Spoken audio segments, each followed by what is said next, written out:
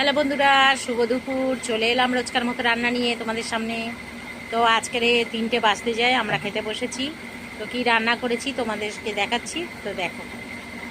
তো এই দেখো বন্ধুরা, ভাত বেড়ে নিয়েছি। আর এটা হচ্ছে কলমি শাক ভাজা করেছি। এই দেখো, ছেলেকেও দিয়ে দিয়েছি, ওর বাবারেও দিয়ে দিয়েছি।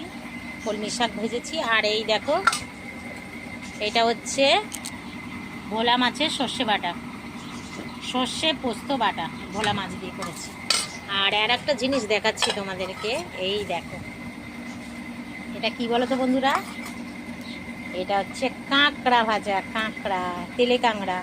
আমার বাবা ধরে নিয়ে এসেছে একটাই, তো আমি এটা লাল লাল করে ভেজেছি, খাবো বলে, ভাজা খাবো।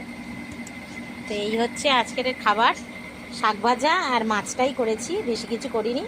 আর এইটা তো আমি খাবো বলে করেছি। তো কেমন লাগলো অবশ্য তোমরা বলো। তো বন্ধুরা, এখন আমরা খেয়ে নিই। খুব জোরে খিদে পেয়েছে, আর আকাশটা মেঘলা করে করে আসছে।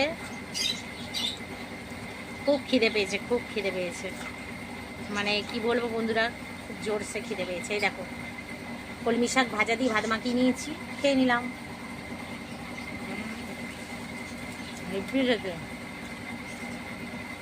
শাক ভাজাটাও ভালো হয়েছে না গো?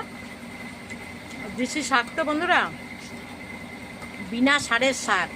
আমার বাবা যখনই আসে তুলে নিয়ে আসে আমার জন্য। আমি একটু শাকটা খেতে ভালোবাসি, তবে আমি না, আমাদের ঘরে 3জনেই ভালোবাসে শাক ভাজা। ওই জন্য আমার বাবা যখনই আসে শাকটা তুলে আনে। তো কেমন হয়েছে আমার এই ভিডিওটা তোমরা অবশ্য বলো।